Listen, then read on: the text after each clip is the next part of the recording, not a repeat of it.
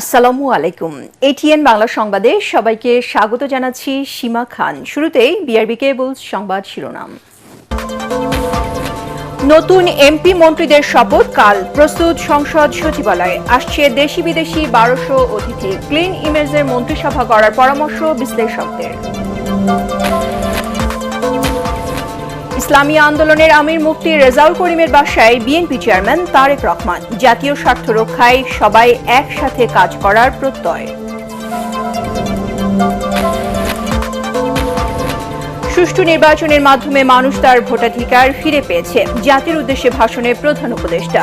জুলাই সনদ বাস্তবায়ন হলে ফ্যাসিবাদ চিরতরে বন্ধ হবে। জুলাই সনদের ভিত্তিতে রাষ্ট্র কাঠামো না হলে আরেকটি অভ্যুত্থান হবে, হুঁশিয়ারি মিয়া গোলাম পরওয়ারের। ভোট চুরি নয়, ডাকাতি হয়েছে, অভিযোগ নাসির উদ্দিন পাটোয়ারির। বিরোধী দলের নেতাদের সাথে তারেক রহমানের সাক্ষাৎ, রাজনীতিতে ইতিবাচক পরিবর্তনের আভাস, বলছেন বিএনপি নীতি নির্ধারকরা। বিরোধী জোটের ছায়া মন্ত্রিসভা গঠনকেও স্বাগত জানাবে দলটি। এবং জুলাই সনদের স্বাক্ষর এনসিপির, গণভোটের গণরায়কে বাস্তবায়ন করতে হবে, নাহিদ ইসলাম। স্বাগত জানালেন প্রধান উপদেষ্টা। শুনছিলেন বিআরবি কেবলস সংবাদ শিরোনাম, এবারে জানাবো বিস্তারিত। আগামীকাল 3 দফায় শপথ অনুষ্ঠিত হবে। নতুন এমপি মন্ত্রীদের শপথের জন্য প্রস্তুত সংসদ সচিবালয়। আমন্ত্রণ জানানো হয়েছে দেশ বিদেশের 1200 অতিথিকে। আসবেন ভুটানের প্রধানমন্ত্রী, ভারতের লোকসভার স্পিকার, পররাষ্ট্র সচিব, পাকিস্তানের পরিকল্পনা মন্ত্রী, যুক্তরাজ্যের এশিয়া বিষয়ক আন্ডার সেক্রেটারি। এছাড়াও যোগ দেবেন কাতার, নেপাল, মালদ্বীপ সহ বিভিন্ন দেশের মন্ত্রী পর্যায়ের প্রতিনিধি। বিশ্লেষকরা বলছেন, জনপ্রত্যাশার কথা মাথায় রেখেই ক্লিন ইমেজের মন্ত্রিসভা গড়তে হবে বিএনপিকে। এমদাদুল হকের ক্যামেরায় আরও জানাচ্ছেন মাহবুব কবির চপল।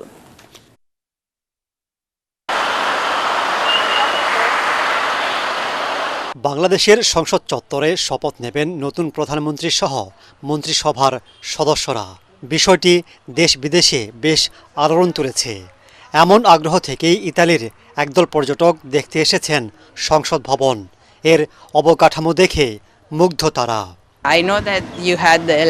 শুনেছি বাংলাদেশে নির্বাচন হয়েছে, মন্ত্রীরা সংসদ ভবনের পাশে শপথ নেবেন। বিষয়টা বেশ ইউনিক মনে হয়েছে।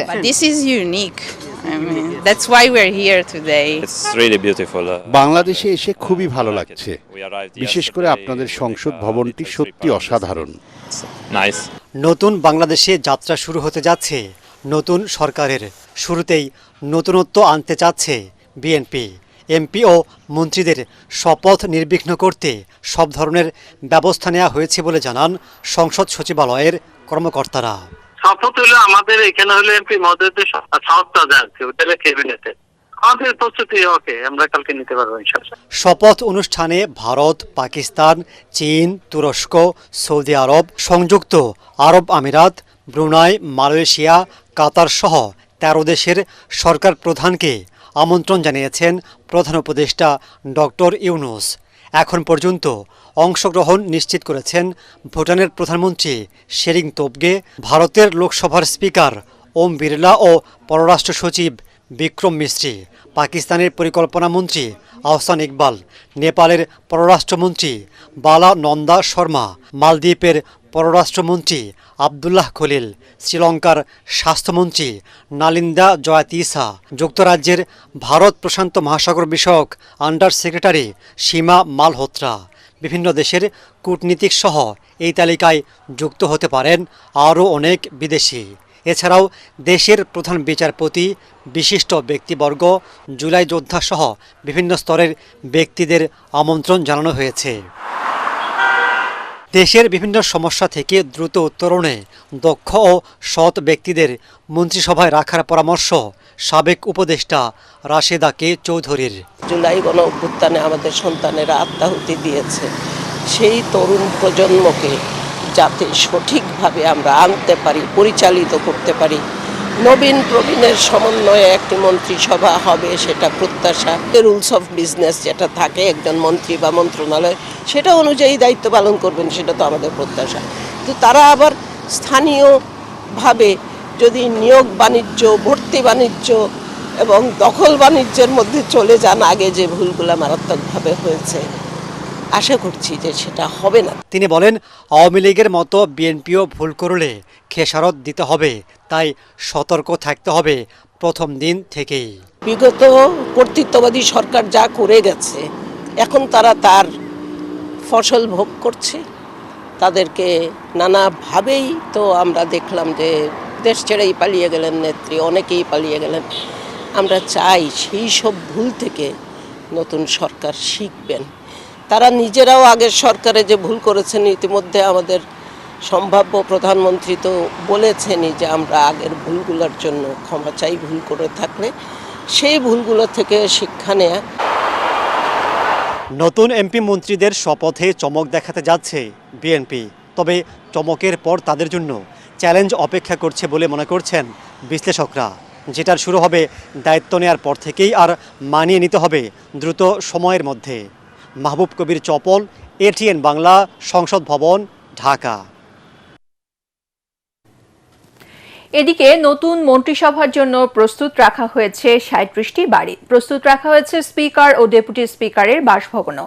তবে প্রধানমন্ত্রীর বাসভবন তার ইচ্ছা অনুযায়ী প্রস্তুত করা হবে। সচিবালয়ে নিজ কার্যালয়ে সাংবাদিকদের একথা জানান গণপূর্ত উপদেষ্টা ও মন্ত্রিপরিষদ সচিব নাসিমুল গনি। তরিক ইসলামের রিপোর্ট। ত্রয়োদশ জাতীয় সংসদের নতুন মন্ত্রিপরিষদ গঠনের একদিন আগে অনেকটা ঢিলেঢালা সচিবালয়। চলছে নতুন মন্ত্রীদের আগমনের অপেক্ষা। শেষ কর্মদিবসের সকালে সচিবালয়ে নিজ দপ্তরের সাংবাদিকদের সাথে কথা বলেন গণপূর্ত উপদেষ্টা আদিলুর রহমান। জানান, নতুন মন্ত্রীদের জন্য প্রস্তুত রাখা হয়েছে 37টি বাড়ি। 37টা বাড়ি রেডি করে রেখেছি। মিন্টু রোড, এই হেয়ার রোড, ধানমন্ডি এবং গুলশান মিলিয়ে এই পর্যন্ত এটা রেডি আছে। প্রয়োজনে আরও কয়েকটা বাড়িও তৈরি করার প্রস্তুতি চলছে। এদিকে দুপুরের পর সাংবাদিকদের নবনিযুক্ত মন্ত্রিপরিষদ সচিব নাসিমুল গনি জানান, আগামীকাল 3 দফায় অনুষ্ঠিত হবে শপথ। সম্পন্ন হয়েছে সকল প্রস্তুতি। 2 দফায় আপনার সংসদ সদস্যদের শপথ হবে। একটা তো তারা সংসদ সদস্য হিসেবে শপথ নেবেন, তার পরবর্তীকালে এই যে আমাদের সংস্কার সেটার জন্য শপথ নেবেন, এবং বিকেলে যে মন্ত্রিসভার শপথ হবে। তো সেটারই ব্যবস্থা করার জন্য আমরা এই মুহূর্তে উঠে পড়ে লেগে আছি ক্যাবিনেট ডিভিশন। তরিক ইসলাম, এটিএন বাংলা, ঢাকা। জাতীয় স্বার্থ রক্ষায় সবাই এক হয়ে দেশকে এগিয়ে নেওয়া হবে বলে জানিয়েছেন ইসলামী আন্দোলনের আমির মুফতি সৈয়দ রেজাউল করিম। নিয়মতান্ত্রিকভাবে সংলাপের মাধ্যমে সব সমস্যা সমাধানের বিষয়ে একমত দুদল বলে জানান তিনি। চেয়ারম্যান তারেক রহমানের সাথে সৌজন্য সাক্ষাৎ শেষে তিনি জানান, হিংসাত্মক রাজনীতি পরিহার করে মানবিক উন্নত দেশ গড়ে তোলার আহ্বান জানিয়েছেন তারেক রহমান। এর আগে সন্ধ্যায় বাংলাদেশ ইসলামী আন্দোলনের আমির মুফতি সৈয়দ রেজাউল করিমের সিদ্ধেশ্বরী বাসভবনে পৌঁছান তারেক রহমান। তাকে ফুলের শুভেচ্ছায় বরণ করে নেন দলের নেতাকর্মীরা। পরে প্রায় আধা ঘন্টা ইসলামী আন্দোলনের আমিরের সাথে বৈঠক করেন তারেক রহমান। মুফতি রেজাউল করিম জানান, অতীত রাজনৈতিক সংস্কৃতি থেকে বেরিয়ে এসে পরিবর্তনের বার্তা দিয়েছেন তারেক রহমান।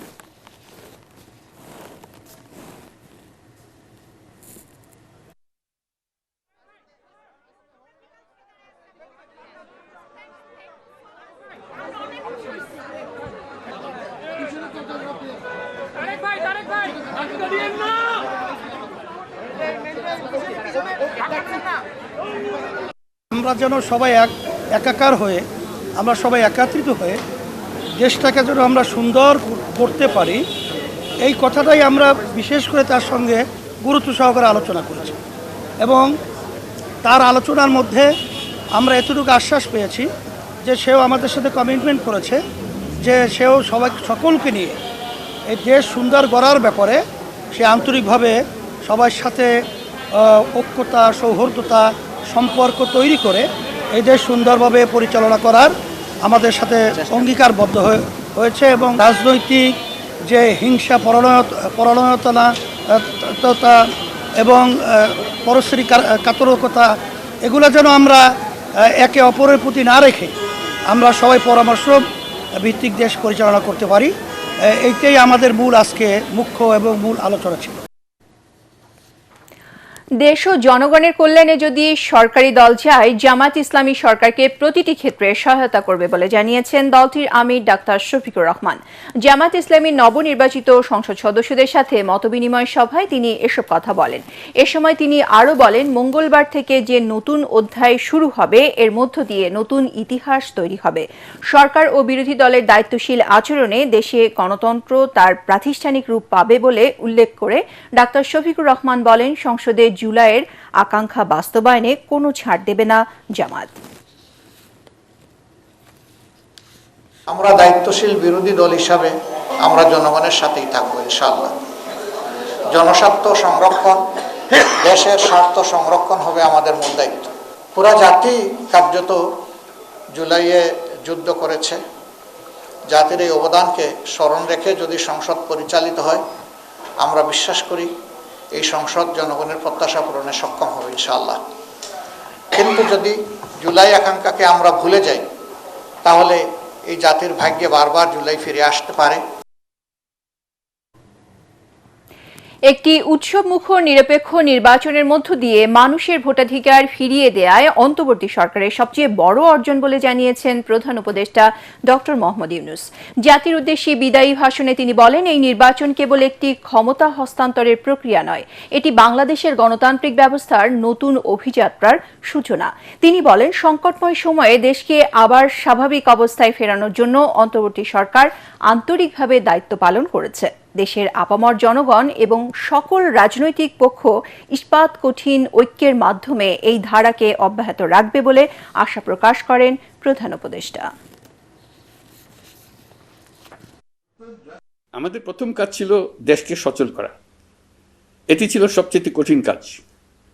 যারা দেশকে লুটে পুটে খেত, তারাই দেশের এই যন্ত্র চালাতো। তাদের একান্ত অনুগত লোকজন নিয়ে অভ্যুত্থানের সঙ্গে সঙ্গে সবাই পালিয়ে গেছে। অবশেষে 12ই ফেব্রুয়ারি আসলো। 1.5 যুগ পরে দেশে একটি জাতীয় নির্বাচন এবং ব্যাপক সাংবিধানিক পরিবর্তনের জন্য সর্বসম্মত জুলাই সনদের উপর গণভোট অনুষ্ঠান হলো। এই নির্বাচনে উৎসবমুখর পরিবেশ, দেশের সর্বত্র একটা ঈদের পরিবেশ ছিল, যা আমাদের ইতিহাসে স্মরণীয় হয়ে থাকবে। বাংলাদেশকে আবার স্বাভাবিক জীবনে ফেরানোর জন্য 3টি দায়িত্ব দেওয়া হয়েছে: সংস্কার, বিচার এবং নির্বাচন। আমি ও আমার সহকর্মীরা সবাই আমরা সেই অঙ্গীকার রক্ষার চেষ্টা করে গেছি। কোথায় কতটুকু সাফল্য অর্জন করতে পেরেছি, কোথায় ব্যর্থ হয়েছি, সেই বিচারের ভার আপনাদের উপর থাকলো। বিএনপি প্রধান তারেক রহমানের বিরোধী দলের নেতাদের বাসায় গিয়ে সাক্ষাৎ রাজনীতিতে ইতিবাচক পরিবর্তনের আভাস বলে মন্তব্য করেছেন বিএনপির নীতি নির্ধারকরা। জামায়াতের নেতৃত্বে বিরোধী দল সংসদ ইতিবাচক ভূমিকা রাখবে আশা প্রকাশ করে তারা বলেন, ছায়া মন্ত্রিসভা গঠনকেও স্বাগত জানাবে বিএনপি। ভঙ্গুর অর্থনীতি, আইন শৃঙ্খলা পরিস্থিতি নিয়ন্ত্রণ করে জনমনের স্বস্তি নিশ্চিত করায় নতুন সরকারের চ্যালেঞ্জ বলেও মনে করেন বিএনপির সিনিয়র নেতারা। রাজধানীতে আলাদাভাবে সাংবাদিকদের প্রতিক্রিয়ার তারা এসব কথা বলেন। রিপোর্ট করছেন মইনুল হাসান। 1.5 দশকেরও বেশি সময় ধরে নজিরবিহীন রাষ্ট্রীয় নির্যাতন, নিপীড়ন, দুঃসময় পেরিয়ে এখন সুসময়, উৎসব আমেজ বিএনপি নেতাকর্মীদের মাঝে। রাত পোহালেই তারেক রহমানের নেতৃত্বে সরকার গঠন করতে যাচ্ছে বিএনপি। চেয়ারপারসনের গুলশান কার্যালয়ে দলের নেতা, বিজয়ী সংসদ সদস্য সহ বিভিন্ন পর্যায়ে নেতাকর্মীদের ভিড়ে উৎসব আবহ। দলের চেয়ারম্যানের সাথে সাক্ষাৎ শেষে স্থায়ী কমিটির 2 সদস্য নতুন সংসদ সদস্যদের শপথ, মন্ত্রিসভা গঠন নিয়ে সাংবাদিকদের সাথে কথা বলেন। স্পিকার অথবা ডেপুটি স্পিকার অ্যাভেলেবেল না থাকলে বা তারা অপারগ হলে বা তাদের মনোনীত প্রতিনিধি যদি না থাকে, সেই ক্ষেত্রে দ্বিতীয় অপশন হচ্ছে প্রধান নির্বাচন কমিশনার শপথ পাঠ করাবেন। বিরোধী দল ছায়া সংসদ করার এই সংস্কৃতি উন্নত বিশ্বে আছে, যদি তা করে সেটাকে স্বাগতম জানাই। নতুন সরকারের সামনে চ্যালেঞ্জ, তারেক রহমানের নেতৃত্বে বিএনপি কিভাবে তা মোকাবেলা করবে তারও ধারণা দেন দলটির নীতি নির্ধারকরা। অর্থনীতির বিষয়ে চ্যালেঞ্জ আছে, শিক্ষার বিষয়ে চ্যালেঞ্জ আছে, স্বাস্থ্যের বিষয়ে চ্যালেঞ্জ আছে, কর্মসংস্থানের চ্যালেঞ্জ আছে, প্রতিষ্ঠানগুলো সব ধ্বংস হয়ে গেছে। জনগণের যে আস্থা আমাদের উপর রেখেছে, এটার প্রতি সম্মান রেখে আমরা কাজ করার চেষ্টা করব। এদিকে রাজধানীর রাওয়া ক্লাবে এক অনুষ্ঠানে অংশ নিয়ে বিএনপির স্থায়ী কমিটির সদস্য অবসরপ্রাপ্ত মেজর হাফিজ উদ্দিন আহমদ বলেন, ডাক্তার শফিকুর রহমান ও নাহিদ ইসলামের বাসায় গিয়ে সাক্ষাতের মাধ্যমে তারেক রহমান রাজনীতিতে ইতিবাচক ধারার সূচনা করেছেন। এটি বাংলাদেশের রাজনীতির অঙ্গনে সুবাতাস বয়ে নিয়ে এসেছে এবং এর জন্য জনগণও তাকে খুব ধন্যবাদ জানাচ্ছে।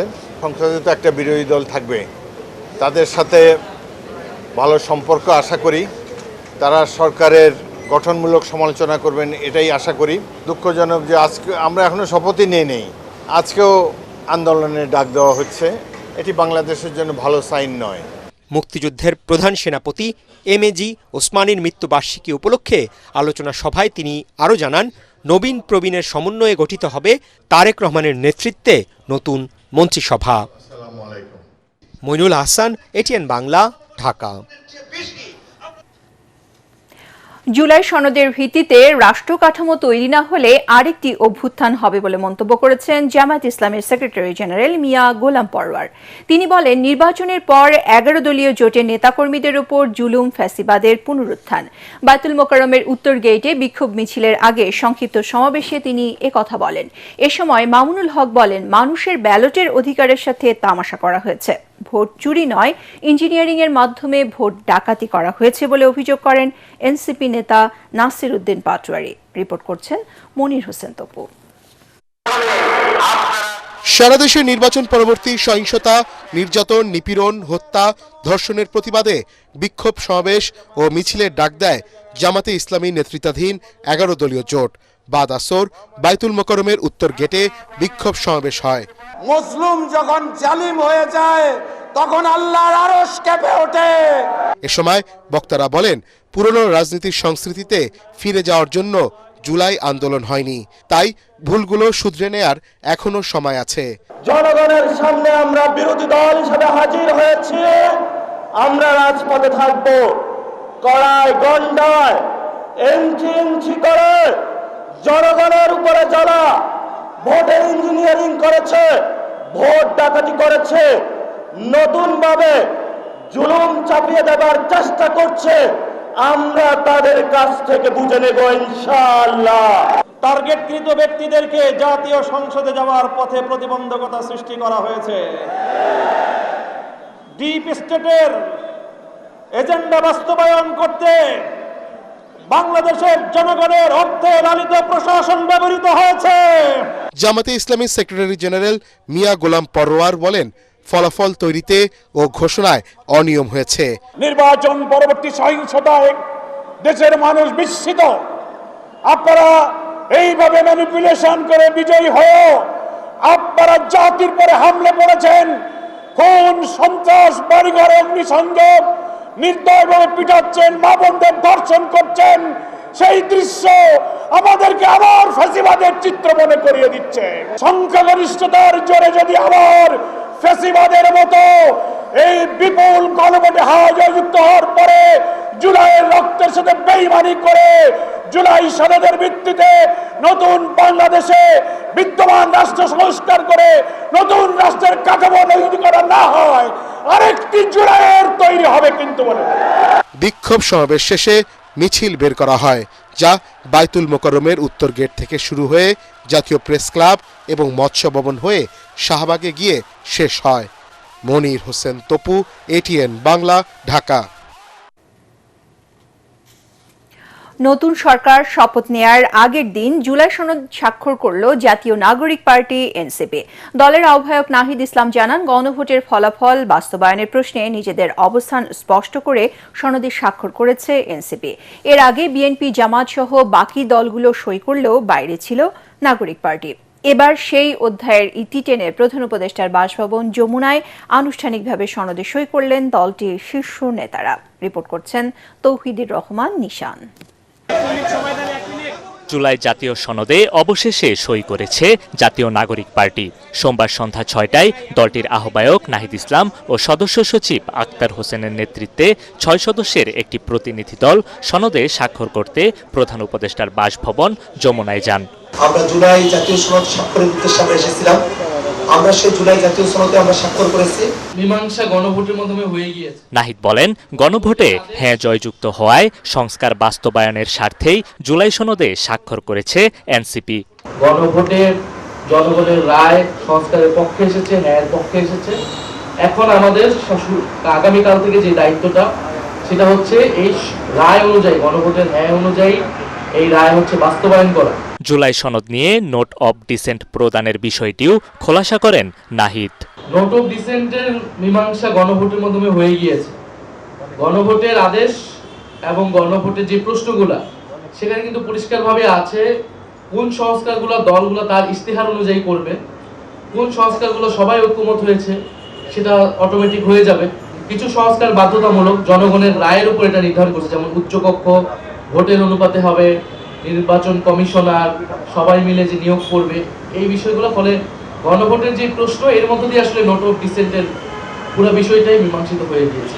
গত বছর জুলাই সনদে সই করে বিএনপি, জামাত ইসলাম সহ রাজনৈতিক দলগুলো। পাশাপাশি সনদে স্বাক্ষর করেন অন্তর্বর্তী সরকারের প্রধান উপদেষ্টা ডক্টর মোহাম্মদ ইউনূস।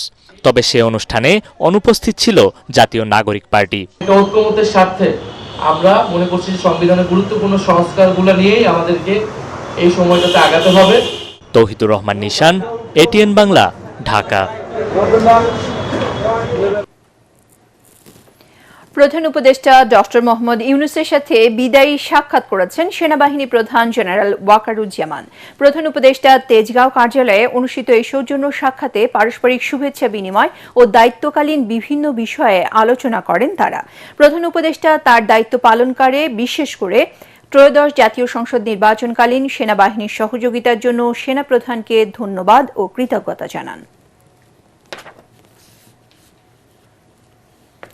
এবারে নির্বাচনে ভোট টানতে ধর্মের পাশাপাশি অর্থ পেশি শক্তির ব্যবহার বেড়েছে বলে জানিয়েছেন ট্রান্সপারেন্সি ইন্টারন্যাশনাল বাংলাদেশ টিআইবি নির্বাহী পরিচালক ডক্টর ইফতেখারুজ্জামান।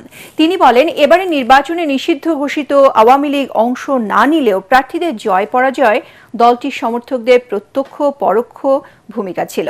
নির্বাচন নিয়ে প্রতিবেদন প্রকাশ অনুষ্ঠানে জানানো হয়, পর্যবেক্ষণ করা ৭০টি আসনের মধ্যে ২১% আসনে এক বা একাধিক জাল ভোট পড়েছে।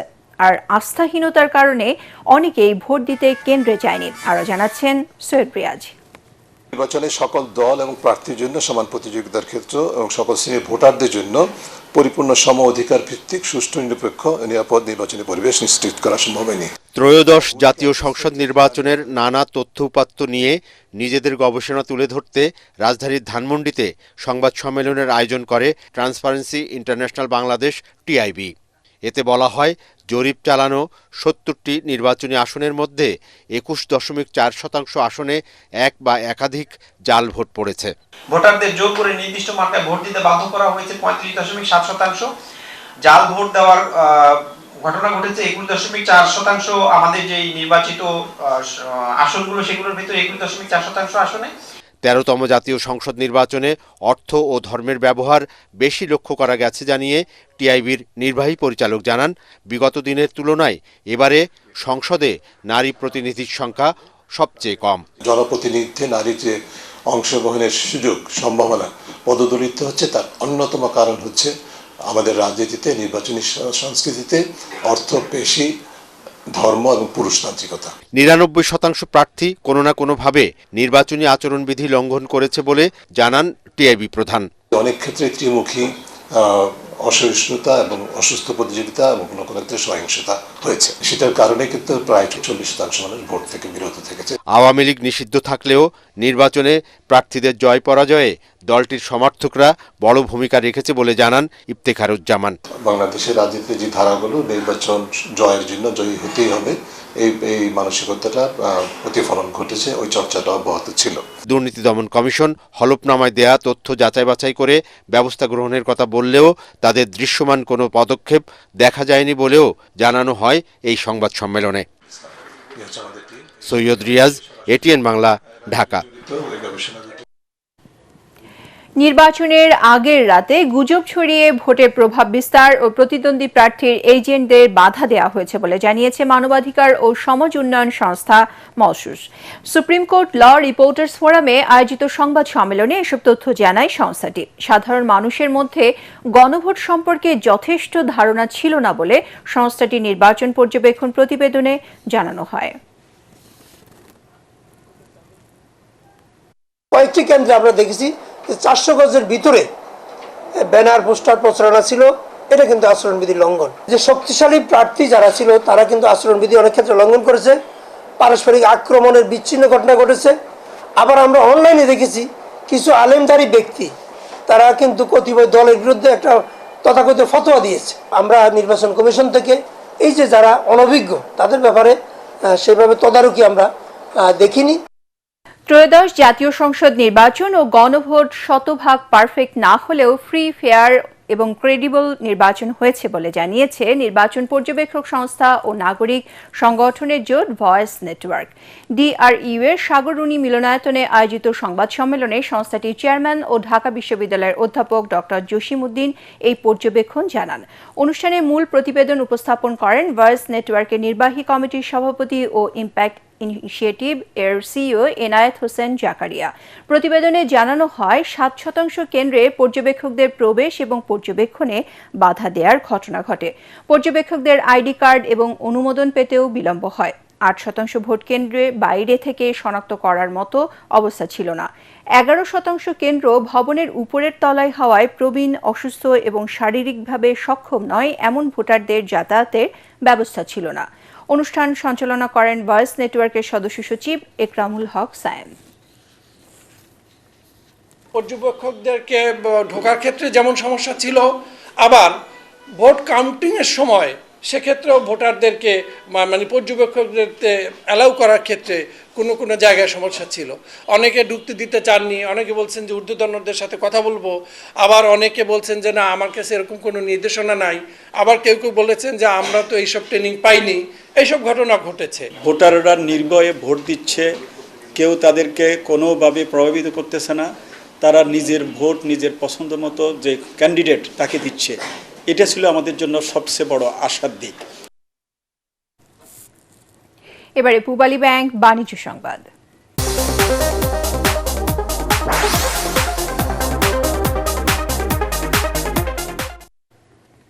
প্রতি বছরের মতোই এবারও আদ্দিন উইমেন্স মেডিকেল কলেজে দিনব্যাপী অনুষ্ঠিত হলো পিঠা মেলা। শিক্ষার্থী, ডাক্তার ও নার্সদের উপস্থিতি মেলাকে আরও প্রাণবন্ত করে তোলে। আদ্দিন হাসপাতাল ও নার্সিং ইনস্টিটিউট সমূহের মহাপরিচালক অধ্যাপক ডাক্তার নাহিদ ইয়াসমিন জানান, শিক্ষার্থীদের লেখাপড়ার চাপ কমাতেই এই আয়োজন। আর প্রতিষ্ঠানটির অধ্যক্ষ অধ্যাপক ডাক্তার মাহমুদা হাসান জানান, লেখাপড়ার পাশাপাশি শিক্ষার্থীদের মাঝে বাঙালি সংস্কৃতিকে তুলে ধরতেই এই পিঠা মেলা। বিস্তারিত জানাচ্ছেন আনান তাসিন রি। নতুন প্রজন্মের কাছে বাংলার ঐতিহ্য পিঠাকে পরিচয় করিয়ে দিতেই আদ্দিন উইমেন্স মেডিকেল কলেজের এই আয়োজন। রাজধানীর মগবাজারে কলেজ প্রাঙ্গণে দেশীয় ঐতিহ্যবাহী রকমারি পিঠার সাথে ভিন্ন ভিন্ন দেশের পিঠা নিয়ে সাজানো হয় এই আয়োজন। নানা স্বাদ আর বৈচিত্র্যময় ডিজাইনের পিঠা নিয়ে মেলায় অংশ নেয় মেডিকেল কলেজের শিক্ষার্থীরা।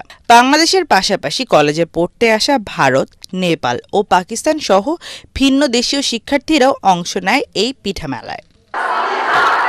রসের রকমারি পিঠার পাশাপাশি নকশি, ভাপা, পাটিসাপটা, খেজুর ভোগ সহ নানা ধরনের পিঠাই ছিল মেলায়। এছাড়া স্থান পায় ডিম সুন্দরী, কুমড়ো পিঠা নামের ঝাল পিঠা। পিঠার পাশাপাশি মেহেদি ও চুরির স্টলেও ছিল ব্যাপক ভিড়।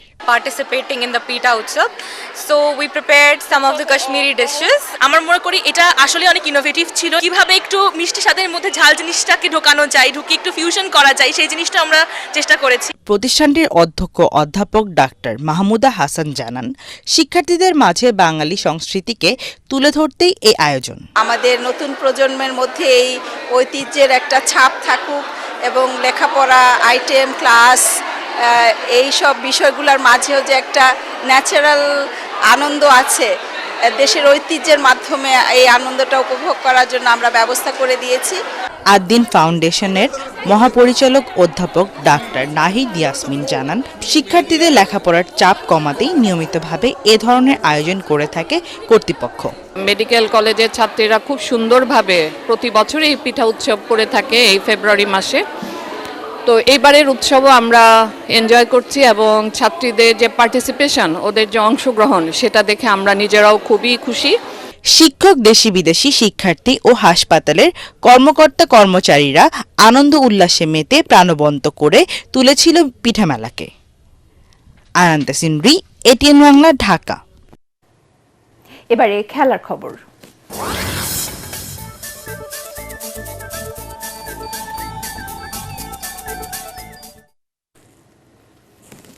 টি-20 বিশ্বকাপের সুপার 8-এ ওঠার ম্যাচে অস্ট্রেলিয়ার বিপক্ষে 182 রানের টার্গেটে ব্যাট করছে যৌথ আয়োজক শ্রীলঙ্কা। দলের 8 রানে কুশল পেরেরা বিদায় নিলেও পাথুম নিশাঙ্কা ও কুশল মেন্ডিস লঙ্কানদের স্কোর সমৃদ্ধ করতে থাকেন। 9 ওভারে তারা স্কোর নিয়ে যান 85-তে। শেষ খবর পাওয়া পর্যন্ত শ্রীলঙ্কার সংগ্রহ 2 উইকেটে 177 রান। এর আগে ক্যান্ডির পাল্লেকেলে স্টেডিয়ামে টসে হেরে ব্যাট করে অধিনায়ক মিচেল মার্শ ও ট্রাভিস হেড উদ্বোধনী জুটিতে 104 রান যোগ করে অস্ট্রেলিয়াকে বড় স্কোরের পথ দেখান। কিন্তু পরের ব্যাটারদের ব্যর্থতায় 181 রানে অল আউট হয় অজিরা। হেড 56 ও মার্শ 54 রান করেন। লঙ্কান বোলারদের মধ্যে দাসুন হেমন্ত 37 রানে 3 উইকেট তুলে নেন। এই ম্যাচ জিতলেই শ্রীলঙ্কার সুপার 8 পর্ব নিশ্চিত হবে আর অস্ট্রেলিয়ার বিদায় ঘণ্টা বেজে যাবে। ফুটবলের দেশ ইতালিকে 24 রানে পরাজিত করে টি-20 বিশ্বকাপের সুপার 8 নিশ্চিত করল দুইবারের বিশ্ব চ্যাম্পিয়ন ইংল্যান্ড। 203 রানের জয়ের টার্গেটে নেমে দলের স্কোরে 1 রান যোগ হতেই 2 ব্যাটারকে হারিয়ে বিপদে পড়ে ইতালি। সময়ের সাথে সাথে বিপদ কাটানোর চেষ্টা করে গেলেও দলের পরাজয় ঠেকাতে পারেনি ক্রিকেটে নবাগত এই দেশটি। শেষ পর্যন্ত 178 রানে থামে ইতালির ইনিংস। এর আগে কলকাতার ইডেন গার্ডেন্সে টসে জিতে ব্যাট করে উইল জ্যাকের অপরাজিত 50-তে 7 উইকেটে 202 রানে থামে ইংলিশরা। 22 বলে দলের পক্ষে সর্বোচ্চ 53 রানে অপরাজিত থাকেন জ্যাক। এই জয়ে গ্রুপের 4 ম্যাচে 6 পয়েন্ট নিয়ে সুপার 8-এ উঠে গেল হ্যারি ব্রুক, জস বাটলাররা।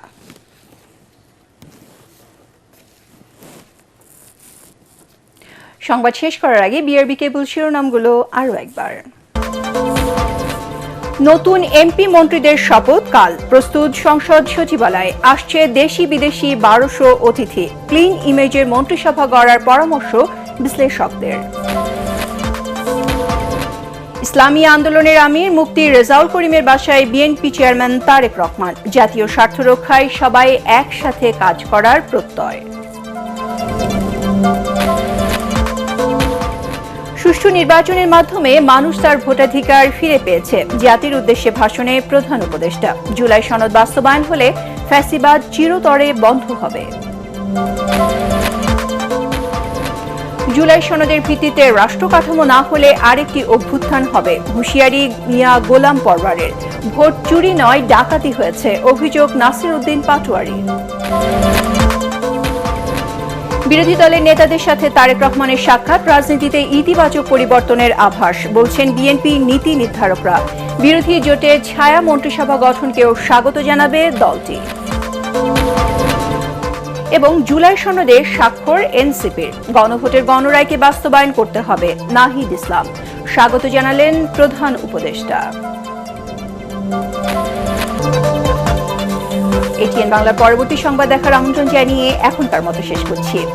আমাদের এটিএন বাংলার সংবাদ ইউটিউবে দেখতে ব্রাউজ করুন youtube.com/ATN বাংলা নিউজ। ধন্যবাদ সবাইকে।